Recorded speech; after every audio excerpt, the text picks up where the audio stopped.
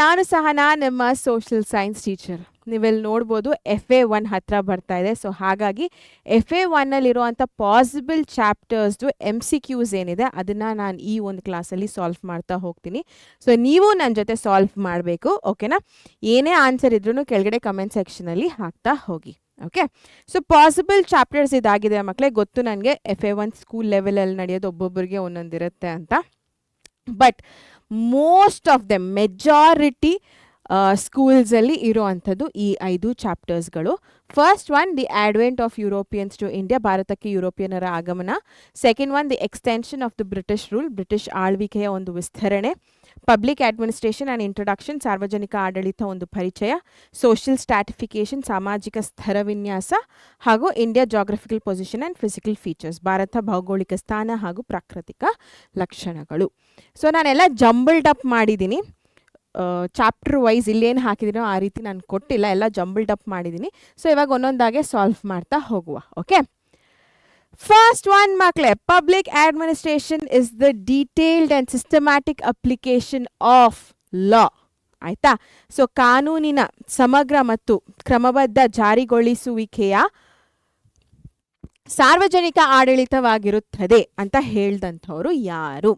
Woodrow Wilson, Pfiffner, Luther Gulick, FM Marx. ಬೇಗ ಕೆಳಗಡೆ comment ಸೆಕ್ಷನಲ್ಲಿ ತಿಳಿಸಿ ಏನು ಆನ್ಸರ್ ಅಂತ. ತಿಳಿಸಿದ್ರಾ? Yes, so the answer is Woodrow Wilson. ಆಯಿತಾ? So the father of public administration ಅವರೇ ಹೇಳಿರೋ ಅಂಥದ್ದಿದ್ದು. Next, the father of public administration is okay, ಸಾರ್ವಜನಿಕ ಆಡಳಿತದ ಪಿತಾಮಹ ಯಾರು? ಆನ್ಸರ್ ಆಲ್ರೆಡಿ ನಾನೇ ಕೊಟ್ಟೆ. So Woodrow Wilson, Pfiffner, Luther Gulick, FM Marx. Yes, so the answer is option A, Woodrow Wilson. Next one, the word public administration was first used by. So confuse ಆಗಬೇಡಿ ಮಕ್ಕಳೇ, ಪಿತಾಮಹ ಬೇರೆ and ಈ word, ಈ ಶಬ್ದ ಏನಿದೆ ಸಾರ್ವಜನಿಕ ಆಡಳಿತ ಅಂತ ಉಪಯೋಗಿಸಿದವರು ಬೇರೆಯವರು. ಆಯಿತಾ? ಸೊ ಸಾರ್ವಜನಿಕ ಆಡಳಿತ ಪದವನ್ನು ಪ್ರಪ್ರಥಮ ಬಾರಿಗೆ ಬಳಸಿದವರು Woodrow Wilson, Alexander Hamilton, Luther Gulick, FM Marx. So ನೀವು ನೋಡ್ಬೋದು, it is Alexander Hamilton. Okay, so ಆವಾಗಲಿಂದ ಇವು 3 ಜನ ಬರ್ತಾ ಇದ್ದಾರೆ, ಹೊಸದಾಗಿ ಸೇರ್ಪಡೆ ಆದವರು ಬೇಸಿಕಲಿ ಈ ಒಂದು ಪದಾನ ಕೊಟ್ಟಂಥವ್ರು for the first time. Okay, so Alexander Hamilton.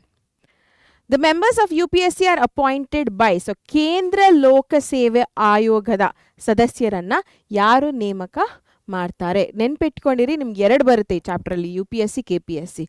So ಅದನ್ನು ಕರೆಕ್ಟಾಗಿ ನೋಡಿ ಆಮೇಲೆ ನೀವು ಆಪ್ಷನ್ನ ಸೆಲೆಕ್ಟ್ ಮಾಡಿ, UPSCನ KPSC ಅಂತ. ಇಲ್ಲಿ ಕೇಳ್ತಾ ಇರೋದು ಯೂನಿಯನ್, ಆಯಿತಾ? ಕೇಂದ್ರ. ಸೊ ಇಟ್ ಶುಡ್ ಬಿ ಯಾರು? ಪ್ರೈಮ್ ಮಿನಿಸ್ಟರಾ, ಪ್ರೆಸಿಡೆಂಟಾ, ಚೀಫ್ ಜಸ್ಟಿಸ್ ಆಫ್ ಇಂಡಿಯಾನಾ ಅಥವಾ ಪಾರ್ಲಿಮೆಂಟ್ ಆಫ್ ಇಂಡಿಯಾನಾ? ಭಾರತದ ಸಂಸತ್ತು. ಓಕೆ, ಸೊ ಭಾರತದ ಪ್ರಧಾನಮಂತ್ರಿ, ರಾಷ್ಟ್ರಪತಿ, ಮುಖ್ಯ ನ್ಯಾಯಮೂರ್ತಿ ಆ್ಯಂಡ್ ಸಂಸತ್ತು. Yes, so it should be president. ಆಯಿತಾ? ಸೊ ಭಾರತದ ರಾಷ್ಟ್ರಪತಿ UPSC ಅಂದ ತಕ್ಷಣ ನೆನ್ಪಿಟ್ಕೊಂಡಿರಿ. Next, dash article of the Indian Constitution mentions the State Public Service Commission. So, ಸಂವಿಧಾನದ ಡ್ಯಾಶ್ ವಿಧಿಯು ರಾಜ್ಯ ಲೋಕಸೇವಾ ಆಯೋಗದ ಕುರಿತು ತಿಳಿಸುತ್ತದೆ. Article 315, article 320, article 323, article 325. So article is ವಿಧಿ ಇನ್ ಕನ್ನಡ. ಬೇಗ ಬೇಗ ಬೇಗ ಜಲ್ದಿ ಜಲ್ದಿ 315ನ, 320ನ, 323ನ, 325. ನಂಗೆ ಏನೋ ಟೈಮ್ ಹೇಳ್ದಾಗ ಅನ್ನಿಸ್ತಾ ಇದೆ. ಓಕೆ, ಸೊ ಇಲ್ಲಿ ನೆನ್ಪಿಟ್ಕೊಂಡಿರಿ ಮಕ್ಕಳೇ, state public service commission SPSC ಅಂತ ಬಂದಾಗ ಇಟ್ ಇಸ್ ವಿಧಿ 315 ಅಥವಾ ಆರ್ಟಿಕಲ್ 315. ಆಯಿತಾ? Again very important. ನೆಕ್ಸ್ಟ್, ಇನ್ 1453 ನಾನು ಹೇಳ್ದೆ ಅಲ್ಲ ಜಂಬಲ್ಡ್ ಅಪ್ ಮಾಡಿದ್ದೆ ಅಂತ. ಸೊ ಫಸ್ಟ್ ಪಬ್ಲಿಕ್ ಅಡ್ಮಿನಿಸ್ಟ್ರೇಷನ್ ಬಂತು, ಈಗ ಅಡ್ವೆಂಟ್ ಬರ್ತಾ ಇದೆ. ಇನ್ 1453 the city of Constantinople was captured by. Very easy ಮಕ್ಕಳೇ, ಆಲ್ಮೋಸ್ಟ್ ಎಲ್ಲರೂ ಕರೆಕ್ಟ್ ಉತ್ತರನೇ ಕೊಟ್ಟಿರ್ತಾರೆ ಅಂತ ನನಗೆ ಗೊತ್ತು. ಸೊ 1453ರಲ್ಲಿ ಕಾನ್ಸ್ಟ್ಯಾಂಟಿನೋಪಲ್ ನಗರವನ್ನು ವಶಪಡಿಸ್ಕೊಂಡವ್ರು ಯಾರು? The Arabs, the Ottoman Turks, the Italians, the Portuguese. ಜಾಸ್ತಿ ಟೈಮ್ ತೊಗೊಳ್ಳೋದಿಲ್ಲ, ಎಲ್ಲರಿಗೂ ಗೊತ್ತಿದೆ. It is option B, Ottoman Turks. After Buxar, British became real holders of power over. Buxar ಕದನದ ನಂತರ ಯಾವ ಪ್ರದೇಶದ ಮೇಲೆ ಇವರ ಒಂದು ಅಧಿಕಾರ ಜಾಸ್ತಿ ಆಗ್ತಾ ಹೋಗುತ್ತೆ? ಆಯಿತಾ? ಸೊ ಕೇರಳ, ತಮಿಳ್ನಾಡು, ಕರ್ನಾಟಕ, ಇದು ತಮಿಳ್ನಾಡು, ಆಯಿತಾ? TN. ಬಿಹಾರ್, ಬೆಂಗಾಲ್, ಒಡಿಸ್ಸಾ, ಅಸ್ಸಾಂ, ಮಣಿಪುರ್, ನಾಗಾಲ್ಯಾಂಡ್, ಪಂಜಾಬ್, ಹರಿಯಾಣ, ಡೆಲ್ಲಿ. ಇಷ್ಟೊತ್ತಿಗಾಗಲೇ ಅಡ್ವೆಂಟ್ ಆಫ್ ಯುರೋಪಿಯನ್ಸ್ ಅಲ್ಲಿ ನೀವು ಪಂಡ್ರಾಗ್ಬಿಟ್ಟಿರಬೇಕು ಮಕ್ಕಳೇ. Yes, so it is Bihar, Bengal, Odisha. B square O ಅಂತ ನೆನ್ಪಿಟ್ಕೊಂಡಿರಿ. ಆಮೇಲೆ ಔದ್ ಕೂಡ ಬರುತ್ತೆ, ಬಟ್ ಇಲ್ಲಿ ಕೊಟ್ಟಿರೋದು B square O, that is Bihar, Bengal ಹಾಗೂ Odisha. Next, in 1765 Robert Clive brought. 1765ರಲ್ಲಿ ರಾಬರ್ಟ್ ಕ್ಲೈವ್ ಜಾರಿಗೆ ತಂದನು ಏನನ್ನ?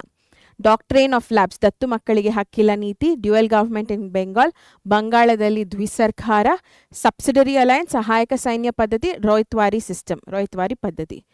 ಸೊ ರಾಬರ್ಟ್ ಕ್ಲೈವ್ ಅಂದ ತಕ್ಷಣ ರೋಯ್ತ್ವಾರಿಗೂ ಅದಕ್ಕೂ ಏನು ಸಂಬಂಧನೇ ಇಲ್ಲ, ಆಯಿತಾ. And doctrine of lapse, subsidiary alliance, Robert Clive basically ಈ ಎರಡು ಬರೋದು ಎಕ್ಸ್ಟೆನ್ಷನ್ ಚಾಪ್ಟರಲ್ಲಿ. ಸೊ ಅದಕ್ಕೂ ರಾಬರ್ಟ್ ಕ್ಲೈವ್ಗೂ ಸಂಬಂಧ ಇಲ್ಲ. ಸೊ ಇನ್ನು ಮಿಕ್ಕಿರೋದು ಡ್ಯುಯಲ್ ಗವರ್ಮೆಂಟ್, ಬಂಗಾಳದಲ್ಲಿ ದ್ವಿಸರ್ಕಾರ. So that's the answer. ಈ ಥರ ನೀವು ಕ್ಯಾನ್ಸಲೇಷನ್ ಮೆಥಡ್ನ ಯೂಸ್ ಮಾಡ್ಕೊಂಡು ಕೂಡ MCQsನ ಆನ್ಸರ್ ಮಾಡಬಹುದು. Okay. Next, Constantinople was considered as the gateway of European trade because it was. ಕಾನ್ಸ್ಟಾಂಟಿನೋಪಲನ್ನು ಯುರೋಪಿಯನ್ನರ ವ್ಯಾಪಾರದ ಹೆಬ್ಬಾಗಿಲೆಂದು ಪರಿಗಣಿಸಲಾಗಿದೆ. ಯಾಕೆಂದರೆ ಅದು the centre of international trade roots, ಅಂತಾರಾಷ್ಟ್ರೀಯ ವ್ಯಾಪಾರ ಮಾರ್ಗಗಳ ಕೇಂದ್ರ, ದ ಓನ್ಲಿ ಸಿ ರೂಟ್, ಏಕೈಕ ಸಮುದ್ರ ಮಾರ್ಗ, the capital of Roman empire, Roman ಸಾಮ್ರಾಜ್ಯದ ರಾಜಧಾನಿ, the only source of resources of Europeans, ಯುರೋಪಿಯನರ ಸಂಪನ್ಮೂಲಗಳ ಏಕೈಕ ಮೂಲ. What's the answer? The gateway of European trade. ತುಂಬ ಇಂಪಾರ್ಟೆಂಟ್ 1 ಮಾರ್ಕ್ ಕ್ವೆಶ್ಚನ್ ಇದು ಅಡ್ವೆಂಟ್ ಚಾಪ್ಟ್ರಲ್ಲಿ. Very very important. ಈ ಥರ MCQsಗೆ ಸುಮಾರು ಸತಿ ಕೇಳಿದ್ದಾರೆ.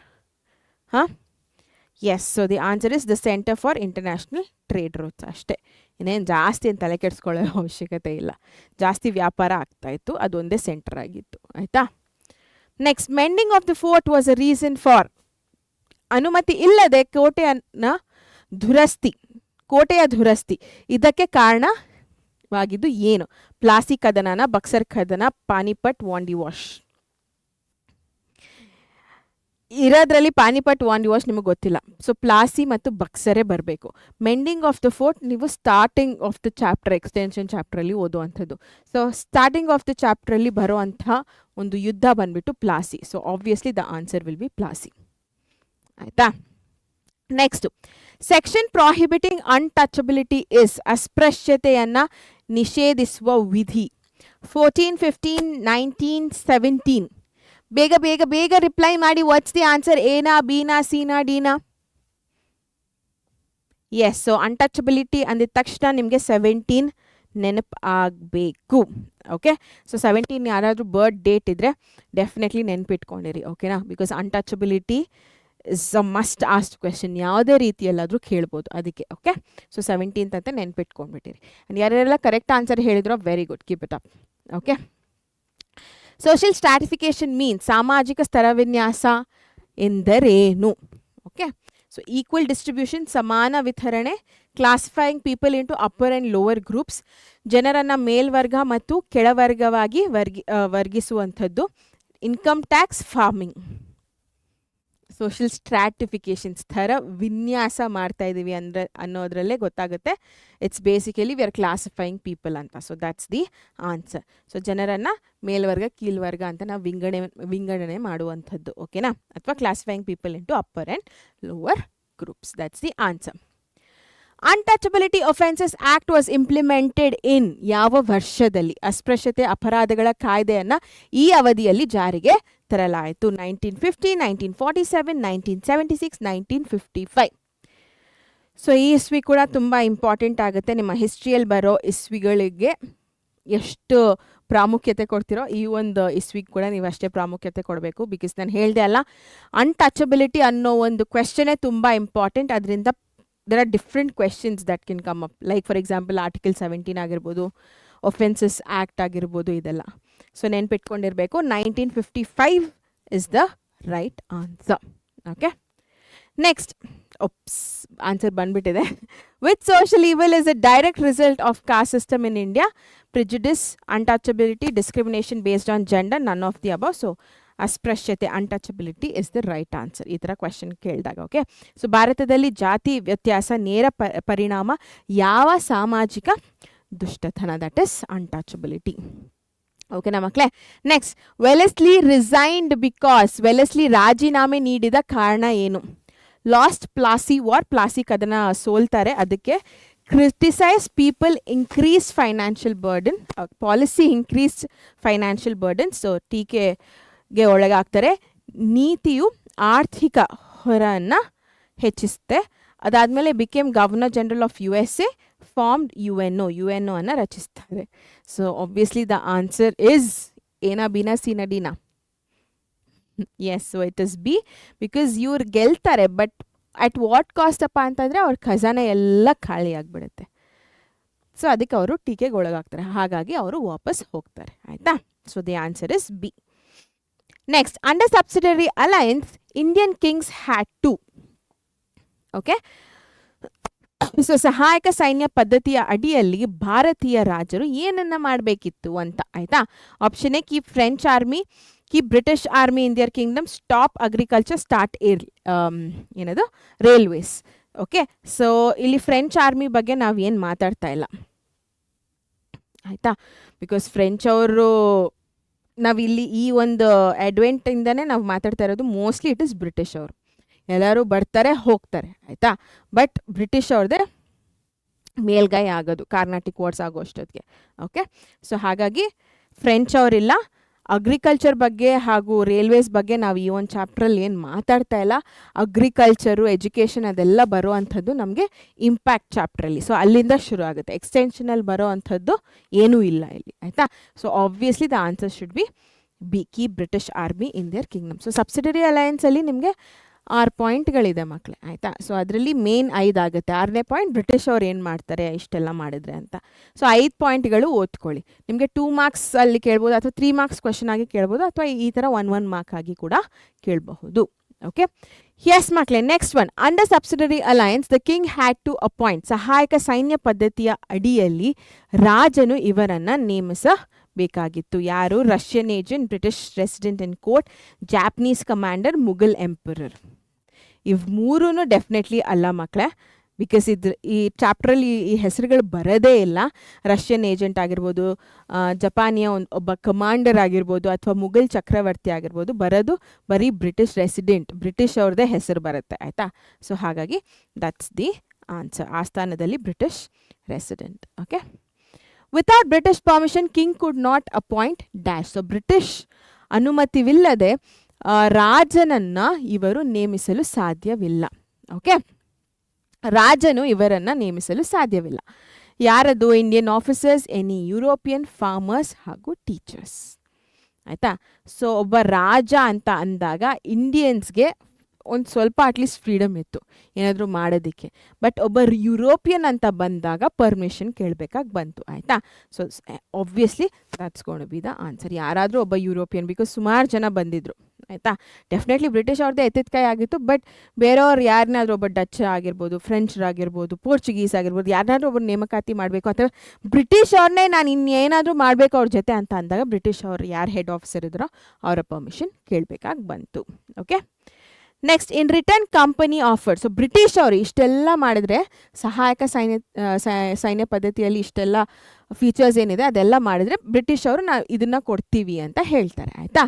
ಸೊ ಪ್ರತಿಯಾಗಿ ಕಂಪನಿಯು ಇದನ್ನು ನೀಡ್ತು. ಏನು? ಫ್ರೀ ಎಜುಕೇಷನ್, ಉಚಿತ ಶಿಕ್ಷಣ, protection from internal and external aggression, ಆಂತರಿಕ ಹಾಗೂ ಬಾಹ್ಯ ಆಕ್ರಮಣದಿಂದ ರಕ್ಷಣೆ, ಫ್ರೀ ಲ್ಯಾಂಡ್, ಉಚಿತ ಭೂಮಿ, ತೆರಿಗೆ ಇಲ್ಲ, ನೋ ಟ್ಯಾಕ್ಸ್. ಇವೆರಡಂತೂ ಡೆಫಿನೆಟ್ಲಿ ಪಾಸಿಬಲ್ಲೇ ಇಲ್ಲ. ಅವ್ರು ಬಂದಿರೋದೇ ದುಡ್ಡು ಮಾಡ್ಕೊಳ್ಳೋದಕ್ಕೆ, ಲೂಟಿ ಮಾಡೋದಕ್ಕೆ. ಆಯಿತಾ? So free education, protection for international and external aggression. So again ನಾನು ಹೇಳಿದ ಪಾಯಿಂಟ್ ಇಲ್ಲಿ ಬರುತ್ತೆ. ಎಜುಕೇಷನ್ ಬಗ್ಗೆ ನಾವು ಈ ಚಾಪ್ಟ್ರಲ್ಲಿ ಏನು ಮಾತಾಡೋಕ್ಕೆ ಹೋಗೋದಿಲ್ಲ. ಆ್ಯಂಡ್ ಫ್ರೀ ಎಜುಕೇಷನ್ ಅನ್ನೋದು ಕೂಡ is not a point. Obviously free nothing is given. ಆಯಿತಾ? So obviously the option is protection from internal and external aggression, ಆಂತರಿಕ ಹಾಗೂ ಬಾಹ್ಯ ಆಕ್ರಮಣದಿಂದ ರಕ್ಷಣೆ. ಎಸ್ ಮಕ್ಕಳೇ, ಸೊ ಇದು ನಮ್ಮ FA1 ಸ್ಪೆಷಲ್ MCQಸ್ಗಳಾಗಿತ್ತು. ನಾನು ಹೇಳಿದ್ದು 5 ಚಾಪ್ಟರ್, ಬಟ್ ಬರೀ 4 ಚಾಪ್ಟರ್ ಮಾಡಿದೆ. ನಿಮಗೆ ಅನಿಸ್ಬೋದು ಜಾಗ್ರಫಿಕಲ್ ಪೊಸಿಷನ್ ಯಾಕೆ ಮಾಡಿಲ್ಲ ಅಂತ. Because geographical position most of the time map ವರ್ಕ್ನ ಕೇಳಿದ್ದಾರೆ. ಆ್ಯಂಡ್ ಆ ಮ್ಯಾಪ್ ವರ್ಕ್ನ ನಾನು ಇನ್ ಡೀಟೇಲಾಗಿ ಆಲ್ರೆಡಿ ಮಾಡಿದ್ದೀನಿ. ಆ ವಿಡಿಯೋ ಲಿಂಕ್ ನಿಮಗೆ ಕೆಳಗಡೆ ಡಿಸ್ಕ್ರಿಪ್ಷನಲ್ಲಿ ಸಿಗುತ್ತೆ. ಓಕೆನಾ? ಆ್ಯಂಡ್ ಇಷ್ಟ ಆಗಿದ್ರೆ ಲೈಕ್ ಮಾಡಿ ಆ್ಯಂಡ್ ನಿಮ್ಮ ಫ್ರೆಂಡ್ಸ್ ಜೊತೆ ಶೇರ್ ಮಾಡೋದನ್ನು ಮರಿಬೇಡಿ, because all these are very very important MCQs. ಆಯಿತಾ? ಆ್ಯಂಡ್ ಇನ್ನು ನಮ್ಮ ಚಾನೆಲ್ಗೆ ಸಬ್ಸ್ಕ್ರೈಬ್ ಆಗಿಲ್ಲ ಅಂತಂದರೆ ಈ ಕೂಡಲೇ ಹೋಗಿ ಸಬ್ಸ್ಕ್ರೈಬ್ ಆಗಿ. Don't miss out on anything. FA1 ಕೂಡ ಬಂತು. ನೆಕ್ಸ್ಟ್ ಕ್ಲಾಸ್ ಜೊತೆ ನಿಮ್ಮ ಮುಂದೆ ಬರ್ತೀನಿ. Until then signing off Sahana. Take care. ಬಾಯ್.